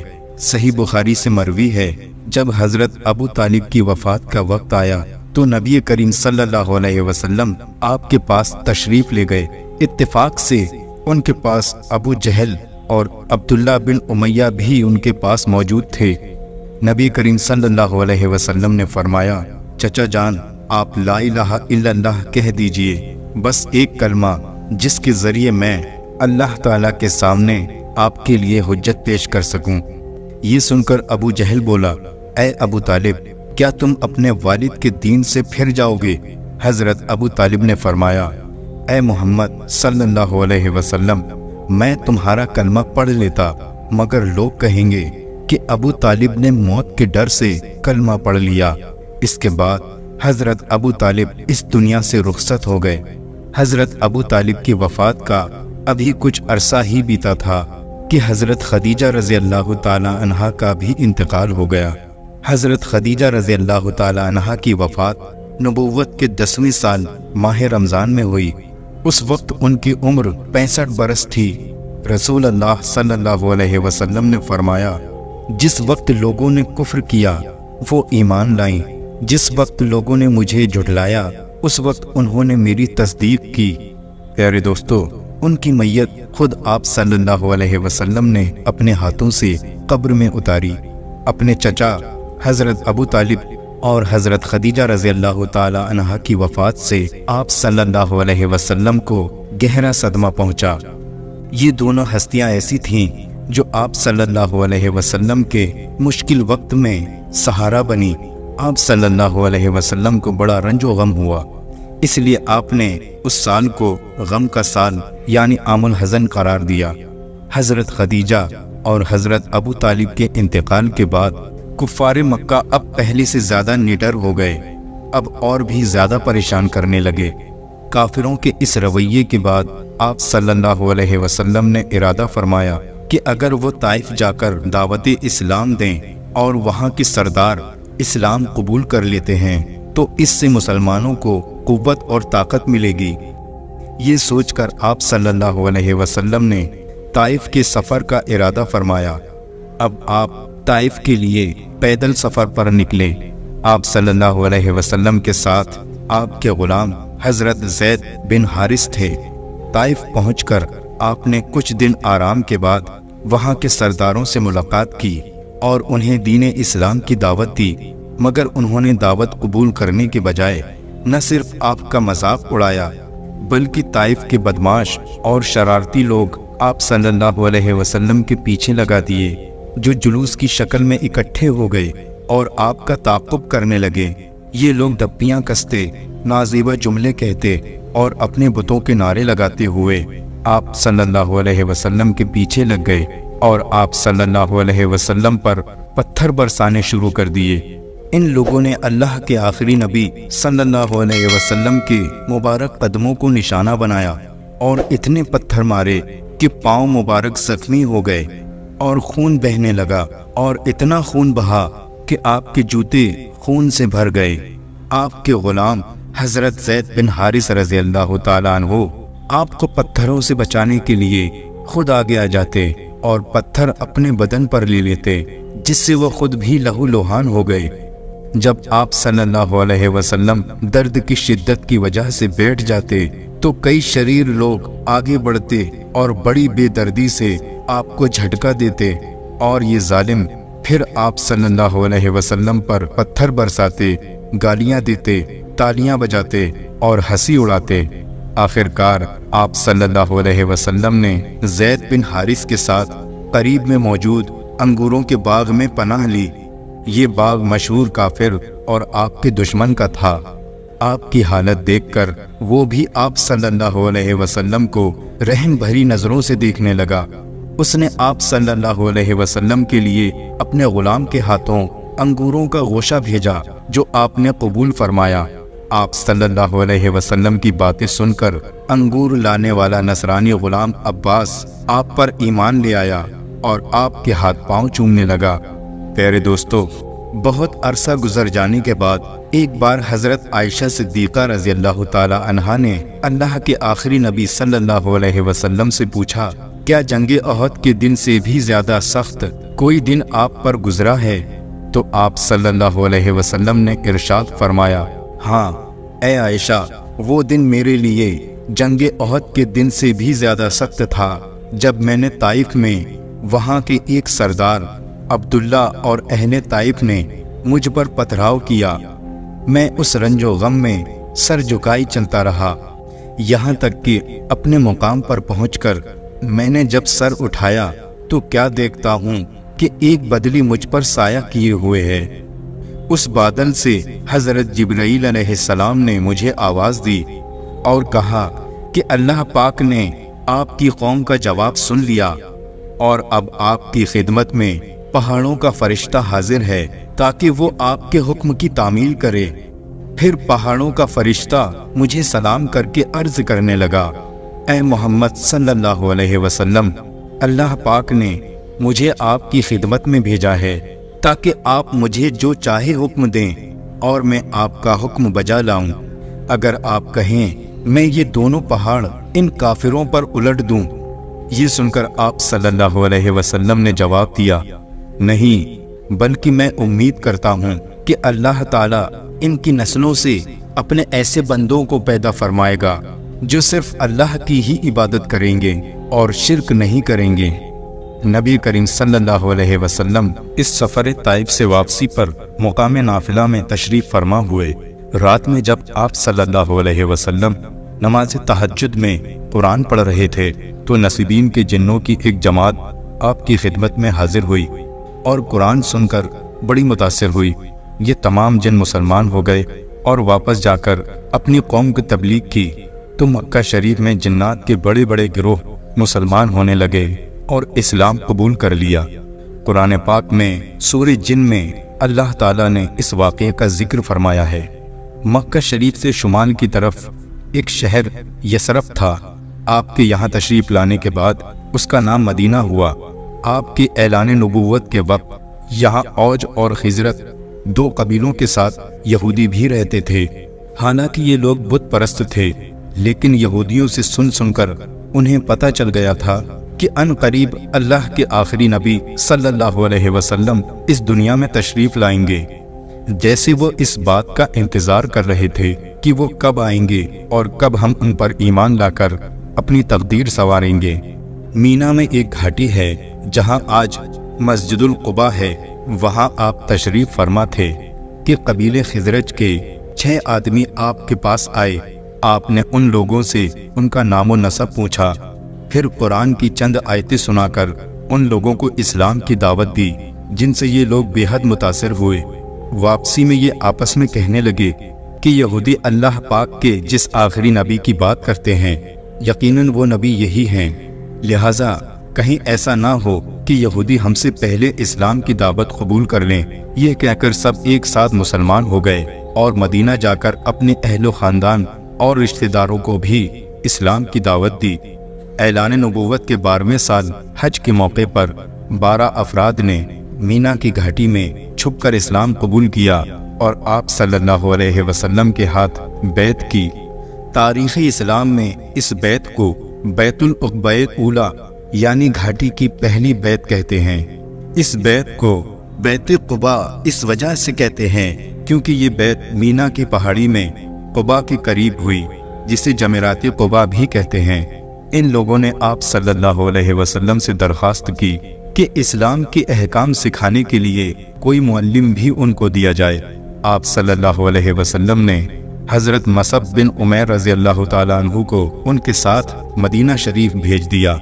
انہوں نے وہاں جا کر گھر گھر دین کی دعوت دی اور روزانہ کئی افراد ان کی دعوت پر اسلام قبول کرنے لگے، یہاں تک کہ آہستہ آہستہ ہر طرف دین پھیلنے لگا۔ قبیلہ اوس کے سردار حضرت سعد بن معاذ رضی اللہ تعالیٰ عنہ بھی ان کی دعوت پر ایمان لائے۔ ان کے ایمان لاتے ہی ان کا پورا قبیلہ اوس مسلمان ہو گیا۔ اعلان نبوت کے 13ویں سال حج کے موقع پر مزید 72 افراد نے اپنے بت پرست ساتھیوں سے چھپ کر اللہ کے آخری نبی صلی اللہ علیہ وسلم کے مبارک ہاتھوں پر بیعت کی اور یہ عہد کیا کہ ہم لوگ آپ کی اور اسلام کی حفاظت کے لیے اپنی جان اور مال سب کچھ قربان کر دیں گے۔ مدینہ شریف میں اتنے لوگوں کے اسلام قبول کرنے سے مسلمانوں کو ایک پناہ گاہ مل گئی۔ آپ صلی اللہ علیہ وسلم نے صحابہ اکرام کو عام اجازت دے دی کہ وہ ہجرت کر کے مدینہ چلے جائیں۔ چنانچہ سب سے پہلے حضرت ابو سلمہ رضی اللہ تعالیٰ عنہ نے ہجرت کی، ان کے بعد دوسرے لوگ بھی مدینہ روانہ ہونے لگے۔ جب کفار کو یہ پتہ چلا تو ان لوگوں نے ہجرت کرنے والوں کو روکنے کی کوششیں شروع کر دی، لیکن لوگوں نے چھپ چھپ کر ہجرت کرنے کا سلسلہ جاری رکھا، یہاں تک کہ تھوڑے ہی وقت میں بے شمار صحابہ اکرام مدینہ شریف تشریف لے گئے۔ بے شمار صحابہ اکرام مدینہ شریف ہجرت کر گئے۔ اب مکہ میں صرف وہ لوگ رہ گئے جو یا تو کافروں کی قید میں تھے یا پھر غربت کی وجہ سے ہجرت نہیں کر سکتے تھے۔ اللہ کے نبی صلی اللہ علیہ وسلم کو ابھی تک اللہ کی طرف سے ہجرت کا حکم نہیں ہوا تھا، اس لیے آپ مکہ میں ہی رہ رہے تھے۔ آپ کے حکم سے حضرت ابو بکر صدیق رضی اللہ تعالیٰ عنہ اور حضرت علی رضی اللہ تعالیٰ عنہ بھی ابھی تک مکہ شریف میں ہی رکے ہوئے تھے۔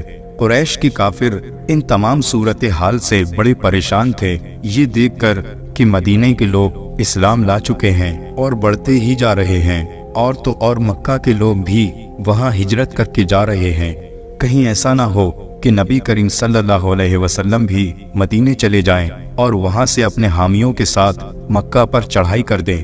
یہ خطرہ محسوس کر کے بڑے بڑے سرداروں نے دارالندوہ میں ایک مشورہ کیا۔ بڑے بڑے دانشمند اور عقل مند اس اجتماع میں موجود تھے۔ تمام تجاویز اور رائے دی گئیں، جس میں سے ابو جہل کی دی ہوئی رائے قبول کی گئی۔ اس کا یہ مشورہ تھا کہ مکہ کے ایک ایک جوان کو تلوار دی جائے اور وہ سب مل کر معاذ اللہ آپ صلی اللہ علیہ وسلم کو شہید کر دیں۔ تمام قبائل کے لوگ اس میں شریک ہوں گے تو بنو ہاشم کے لوگ اس کا مقابلہ نہیں کر سکیں گے اور خون بہا لینے پر راضی ہو جائیں گے۔ سب نے اس بات پر اپنی رضامندی ظاہر کی اور یہ معاملہ طے کر لیا گیا۔ حضرت جبریل علیہ السلام اللہ کریم کا حکم لے کر حاضر ہو گئے اور آپ صلی اللہ علیہ وسلم کو اس پورے واقعے کی خبر دی اور کہا کہ آج رات آپ اپنے بستر پر نہ سوئیں اور آج رات مدینہ منورہ ہجرت کر کے تشریف لے جائیں۔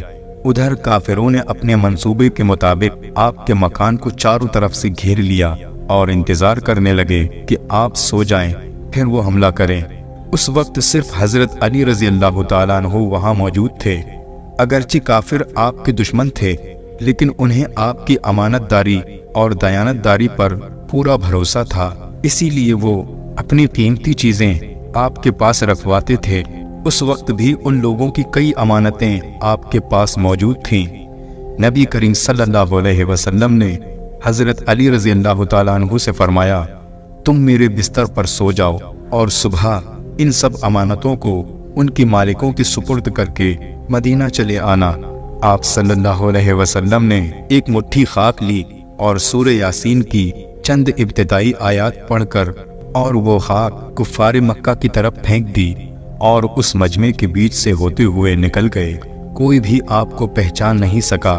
پھر آپ صلی اللہ علیہ وسلم حضرت ابو بکر صدیق رضی اللہ تعالیٰ عنہ کے ساتھ غار ثور پہنچے اور وہاں 3 دن اور 3 رات تک قیام فرمایا۔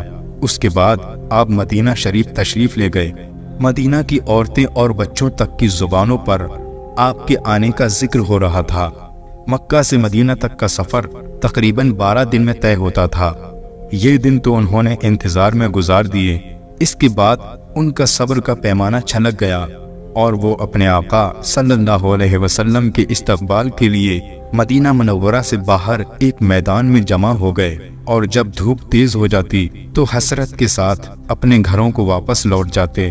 اس طرح سے وہ روز کرتے، روز آتے، انتظار کرتے اور پھر اپنے گھروں کو واپس چلے جاتے تھے۔ ایک دن اپنے معمول کے مطابق سبھی لوگ آپ صلی اللہ علیہ وسلم کا انتظار کر کے گھر واپس چلے گئے تو ایک یہودی نے دیکھا کہ ایک قافلہ مدینے کی طرف آ رہا ہے۔ اس نے زور سے پکار کر لوگوں سے کہا، اے مدینے والو، جس کا روز تم انتظار کرتے ہو وہ کاروان رحمت آ چکا ہے۔ یہ سن کر سبھی انصار اپنے بدن پر ہتھیار سجا کر نبی کریم صلی اللہ علیہ وسلم کا استقبال کرنے کے لیے خوشی خوشی اپنے گھر سے نکل پڑے۔ مدینہ شریف سے 3 میل کے فاصلے پر جہاں آج مسجد قباء ہے، نبی کریم صلی اللہ علیہ وسلم وہاں 12 ربیع الاول کو تشریف لائے۔ قبیلہ عمر بن عوف وہ خوش نصیب قبیلہ ہے جسے سب سے پہلے سرکار دو عالم صلی اللہ علیہ وسلم نے اپنی میزبانی کا شرف بخشا۔ اس قبیلے کے ایک سردار حضرت کلثوم بالہدم کے گھر آپ صلی اللہ علیہ وسلم نے قیام فرمایا۔ زیادہ تر صحابہ اکرام جو مکہ معظمہ سے ہجرت کر کے مدینہ آئے تھے وہ لوگ بھی وہاں ٹھہرے تھے۔ ادھر حضرت علی رضی اللہ تعالیٰ عنہ بھی مکہ کے لوگوں کی امانتیں لوٹا کر کچھ دن کے بعد مکہ سے مدینہ کی طرف چل پڑے اور اسی گھر میں قیام فرما ہوئے۔ پیارے دوستو، ہجرت کے بعد نبی کریم صلی اللہ علیہ وسلم نے سب سے پہلا کام یہ کیا کہ وہاں مسجد تعمیر کروائی۔ حضرت کلثوم بن ہدم کی ایک ناکارہ زمین تھی جہاں کھجوریں خشک کی جاتی تھیں۔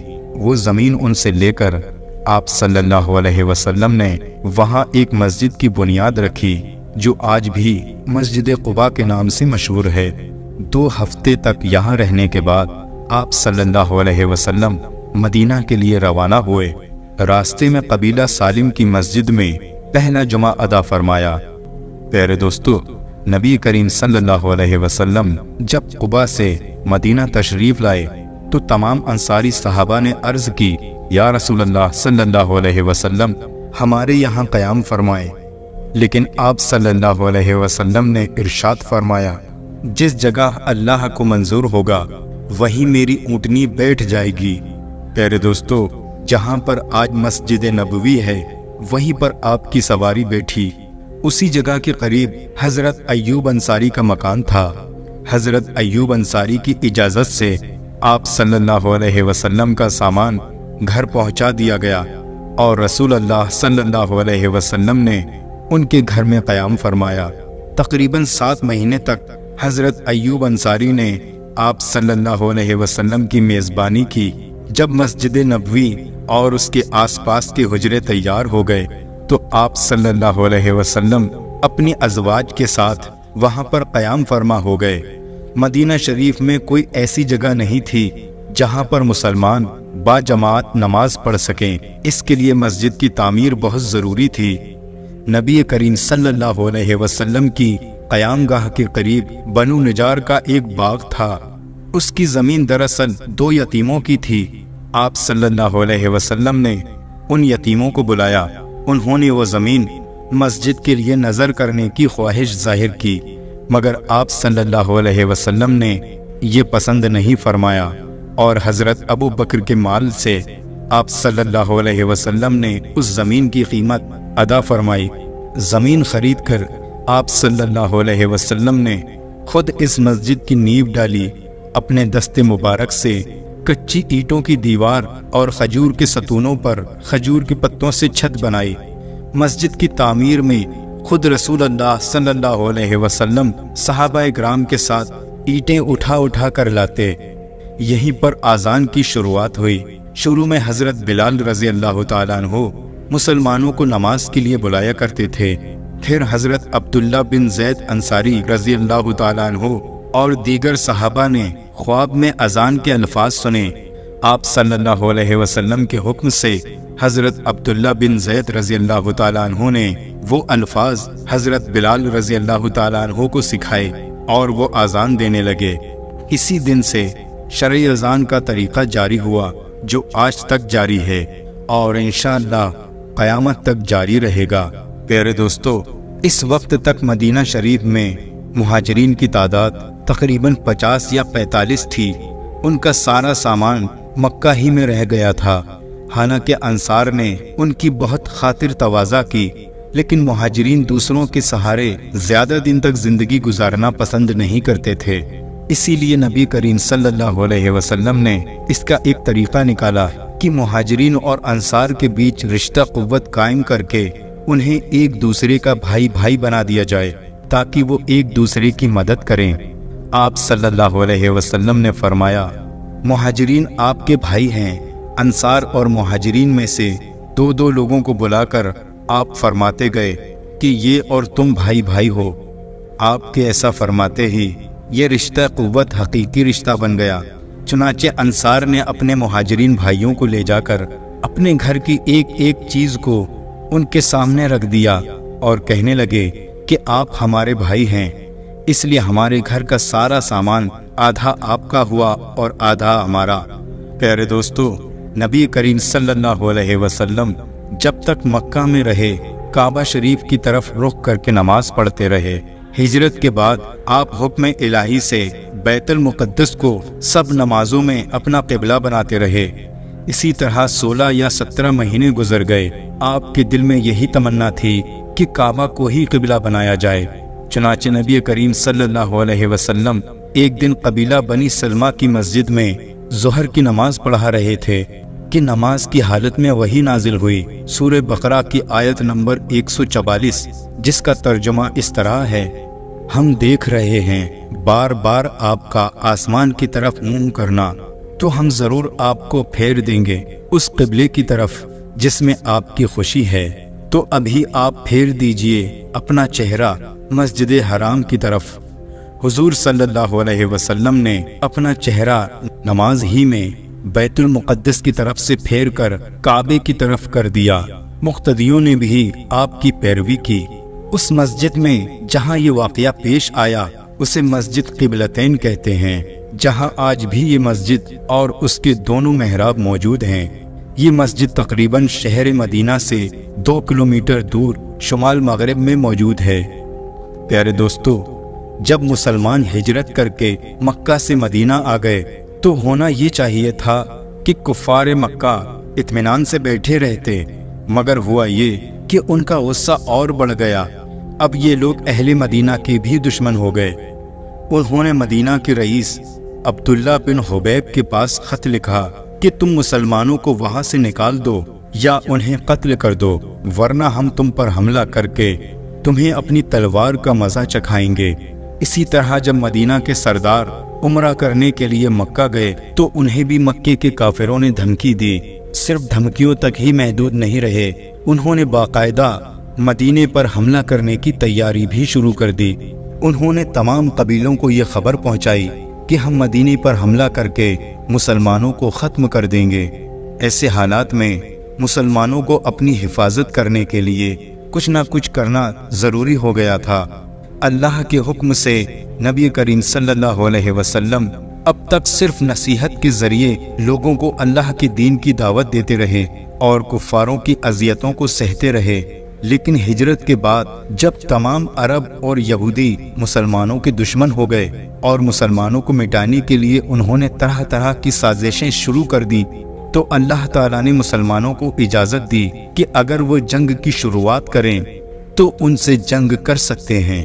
इन हालात में अल्लाह के नबी सल्लल्लाहु अलैहि वसल्लम ने 2 बातों पर तवज्जो फरमाई। पहली ये कि अहले मक्का के जो तिजारती काफिले शाम की तरफ जाते थे उन्हें रोका जाए और ये रास्ता बंद कर दिया जाए ताकि वो लोग सुलह पर राजी हो जाएं। नंबर 2, एतराफ़ के जितने कबाइल हैं उनसे सुलह के मुआहदे किए जाएं ताकि कुफ़ार मक्का मदीने शरीफ पर हमले की जुर्रत ना कर सकें। इसी वजह से आप सल्लल्लाहु अलैहि वसल्लम खुद अतराफ़ के कबाइल की तरफ तशरीफ़ ले जाते और छोटे छोटे लश्कर भी भेजते जो कुफ़ारों की नक्लो हरकत पर नज़र रखते और कबीलों से अमन व अमान का मुआहदा भी करते। इसी सिलसिले में कुफ़ार मक्का और मुसलमानों में टकराव शुरू हुआ और छोटी बड़ी लड़ाइयों का सिलसिला शुरू हुआ। इन्हीं लड़ाइयों को इस्लामी तारीख में ग़ज़वात के नाम से जाना जाता है। प्यारे दोस्तों, अब बात करते हैं रसूल अल्लाह सल्लल्लाहु अलैहि वसल्लम के आखिरी खुतबे की, जिसमें नबी करीम सल्लल्लाहु अलैहि वसल्लम ने फरमाया कि बेशक तुम्हारा रब एक है और तुम्हारे बाप हज़रत आदम अलैहिस्सलाम एक हैं। अजमी को किसी अरबी पर और किसी अरबी को किसी अजमी पर, किसी सुर्ख को किसी काले पर और किसी काले को किसी सुर्ख पर कोई फजीलत नहीं। तमाम इंसान आदम की औलाद हैं और आदम अलैहिस्सलाम मिट्टी से बनाए गए हैं।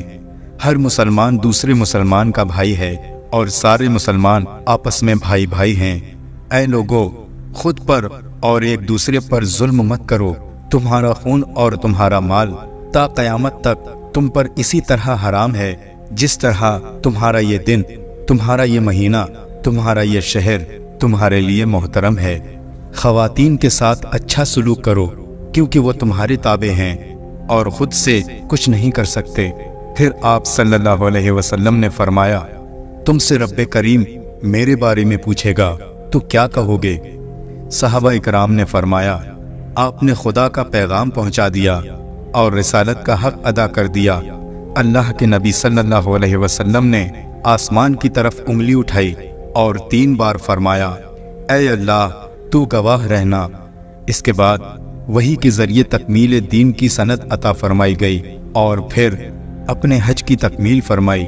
پیارے دوستو، نبی کریم صلی اللہ علیہ وسلم نے تقریباً آج سے 1450 سال پہلے یہ خطبہ فرمایا تھا۔ کمال کی بات یہ ہے کہ جب آپ یہ خطبہ فرما رہے تھے تو اس وقت آپ اونٹ کی کجاوے پر تشریف فرما تھے۔ یہ آپ کی کمال سادگی کی شان تھی۔ آپ کا ارشاد فرمایا ہوا یہ خطبہ انسانی تاریخ کا سنہرا اور روشن باب ہے۔ اس خطبے میں انسانی حقوق، غلاموں کے حقوق، جان مال، عزت آبرو کی حفاظت، وراثت کے مسائل، قرض سے متعلق احکامات، سیاست اور دین سے متعلق ایسی رہنمائی موجود ہے جس کی اس سے پہلے مثال نہیں ملتی۔ یہ خطبہ تمام اسلامی تعلیمات کا نچوڑ ہے۔ یہ خطبہ آج بھی مسلمانوں کے لیے بے شمار اہمیت رکھتا ہے۔ یہ آج بھی اتنا اہم ہے جتنا کہ آج سے 1450 سال پہلے تھا۔ اس خطبے میں وہ روشنی ہے جس کی انسانیت کو ضرورت ہے۔ ہجرت کے 11ویں سال 20 یا 22 سفر کو اللہ کے پیارے نبی صلی اللہ علیہ وسلم جنت البقیع آدھی رات کو تشریف لے گئے۔ وہاں سے واپس تشریف لائے تو مزاج مبارک ناساز ہو گیا اور آپ تمام ازواج مطہرات کی اجازت سے حضرت عائشہ صدیقہ رضی اللہ تعالی عنہا کے حجرے میں تشریف فرما ہوئے۔ جب کمزوری بہت زیادہ بڑھ گئی تو آپ نے حکم دیا کہ حضرت ابو بکر صدیق رضی اللہ تعالی عنہ میرے مصلی پر نماز پڑھائیں۔ چنانچہ 17 نمازیں حضرت ابو بکر صدیق رضی اللہ تعالی عنہ نے پڑھائیں۔ وفات سے تھوڑی دیر پہلے حضرت عائشہ صدیقہ رضی اللہ تعالی عنہ کے بھائی جناب حضرت عبد الرحمن بن ابو بکر صدیق ہاتھ میں تازی مسواک لے کر حاضر ہوئے۔ آپ نے ان کی طرف دیکھا۔ حضرت عائشہ صدیقہ رضی اللہ تعالی عنہ نے سمجھا کہ آپ کو مسواک کی خواہش ہے۔ انہوں نے فوراً ہی مسواک کو لے کر اپنے دانتوں سے نرم کیا اور دست اقدس میں دی۔ آپ نے مسواک فرمائی۔ پیر کے دن ربیع الاول کے مہینے میں آپ نے رحلت فرمائی۔ مشہور قول کے مطابق 12 ربیع الاول ہجرت کے 11ویں سال آپ نے ظاہری طور پر اس دنیا سے پردہ فرمایا۔ آپ کے وصال ظاہری سے صحابہ اکرام کو بڑا صدمہ ہوا۔ آپ کی وصیت کے مطابق آپ کے اہل بیت اور اہل خاندان نے آپ کی تجہیز و تدفین کی خدمت انجام دی۔ آپ کا جنازہ مبارک آپ کے حجر شریف کے اندر ہی رہا۔ حضرت عباس رضی اللہ تعالیٰ عنہ نے جناب رسول اللہ صلی اللہ علیہ وسلم کی نماز جنازہ کی تفسیر یوں بیان فرمائی ہے، جب اللہ کے نبی صلی اللہ علیہ وسلم وصال فرما گئے تو مرد داخل ہوئے اور انہوں نے بغیر امام کے انفرادی طور پر صلاۃ و سلام پڑھا۔ پھر عورتیں داخل ہوئیں، انہوں نے بھی صلاۃ و سلام پڑھا۔ پھر بچے گئے، انہوں نے بھی ایسا کیا۔ پھر غلام گئے، انہوں نے بھی آپ پر صلاۃ و سلام پڑھا۔ کسی نے بھی آپ پر امامت نہیں کروائی۔ شروع میں صحابہ اکرام میں اختلاف ہوا کہ نبی کریم صلی اللہ علیہ وسلم کو کہاں دفن کیا جائے۔ اس موقع پر حضرت ابو بکر صدیق رضی اللہ تعالی عنہ نے فرمایا کہ میں نے رسول اللہ صلی اللہ علیہ وسلم سے سنا ہے کہ ہر نبی اپنی وفات کے بعد اسی جگہ دفن کیا جاتا ہے جس جگہ پر اس کی وفات ہوئی ہے۔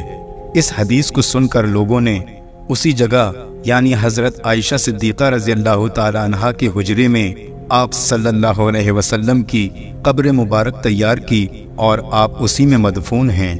حضرت طلحہ رضی اللہ تعالی عنہ نے بغلی قبر شریف تیار کی۔